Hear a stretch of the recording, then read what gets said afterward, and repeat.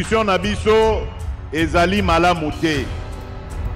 Constitution na biso ezali kosenga bana mboka o bazali na mayele bafandela yango bakoka kotala likambo wana.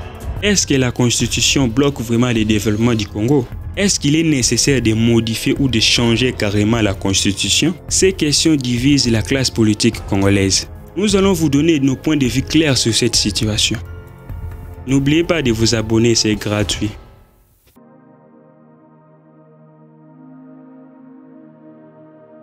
La Constitution est la loi suprême. C'est un document qui définit la marche à suivre d'un pays. Par exemple, il définit les types de sociétés organisées du pays, les symboles qui distinguent le pays, tels que le drapeau, l'hymne national, la devise, la monnaie, la forme d'État. Pour ceux qui disent que la Constitution n'a rien à voir avec le développement d'un pays, suivez la vidéo jusqu'à la fin, vous allez bien comprendre. Quand Laurent Désiré Kabila meurt, Joseph Kabila, le fils, remplace. C'est de l'histoire, vous le connaissez déjà. Laurent Désiré Kabila laisse au pays un acte constitutionnel de la transition de novembre 1998. Il n'y avait pas la constitution proprement dite à cette époque. En 2003, après les accords de Pretoria, une constitution de transition a été adoptée pour mettre fin aux guerres multiples au pays. Un projet de constitution a été lancé et enfin, il a été adopté par le référendum de décembre 2005, puis promulgué le 18 février 2006 par le président Joseph Kabila. En vertu de mes prérogatives constitutionnelles, je déclare l'entrée en vigueur de la nouvelle constitution de la République démocratique du Congo. Ce qui a permis à l'organisation des élections de 2006 mettant fin à la transition de 1+4. En 2011, avant les élections, la Constitution est révisée pour la première fois avec la modification de 8 articles. Dans cette modification, on peut remarquer que l'élection est passée d'un seul tour au lieu de 2 tours. Le Congo est passé de 11 provinces à 26 provinces. Le chef de l'État a relevé ouvertement son intention de procéder à une révision de la Constitution lors d'une allocution prononcée à Kisangani. Constitution na biso ezali kosenga bana mboka o bazali na mayele bafandela yango bakoka kotala likambo wana.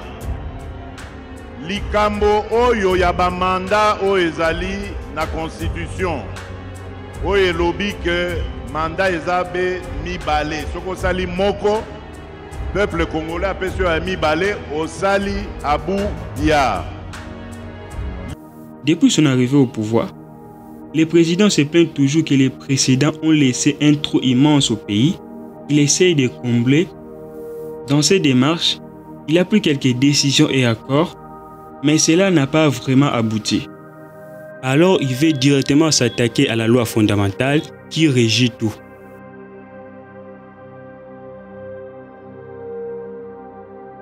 On soulève d'abord la circonstance que la constitution actuelle a été promulguée. Dans un pays post-conflit, tous les camps engagés à la guerre voulaient avoir un mot à dire sur la constitution.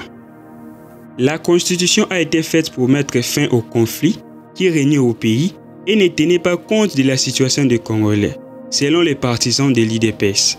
Ce n'est pas avec un seul article que le président peut avoir les ambitions de changer directement la Constitution, surtout de le dire en public et devant plusieurs personnes.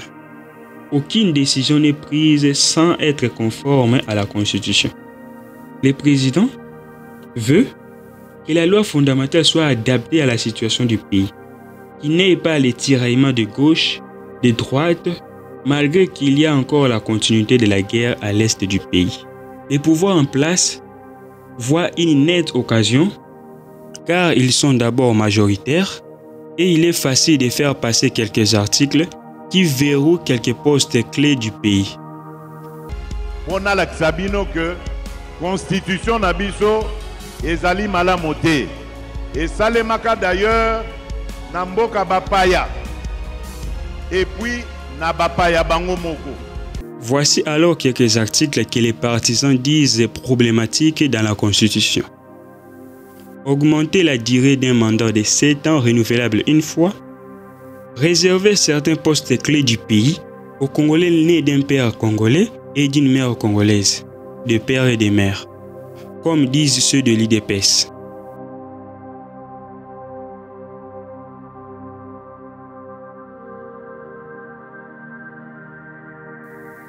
Comme vous le savez bien, le président a passé déjà plus de 7 ans au pouvoir. Il ne lui reste que 3 ans. Il joue le tout pour le tout. En regardant les démarches à suivre pour un changement complet de la Constitution, le pouvoir en place n'aura pas assez de temps avant 2028. Car le changement d'une Constitution n'est pas une chose d'un jour. C'est une préparation, les étapes à suivre, des consultations à faire. Il doit d'abord avoir une commission pour relever les incohérences qui peuvent être modifiées ou changées. Les rapports doivent être envoyés à l'Assemblée nationale et au Sénat avant de passer à l'étape du référendum. Et cela peut prendre du temps. Nous sommes les Congolais, nous savons ce que nous faisons. Selon ses propres dires, Faty n'a nullement l'intention de briguer un 3e mandat. Il se conférera à la Constitution qui lui a donné le pouvoir. À savoir, et si la Constitution a été changée, Félix Tshisekedi aura plein droit de se représenter aux élections prochaines s'il est éligible aux conditions qui seront dans la nouvelle Constitution, comme sera aussi le cas pour Joseph Kabila et tant d'autres politiciens qui sont écartés dans la Constitution actuelle.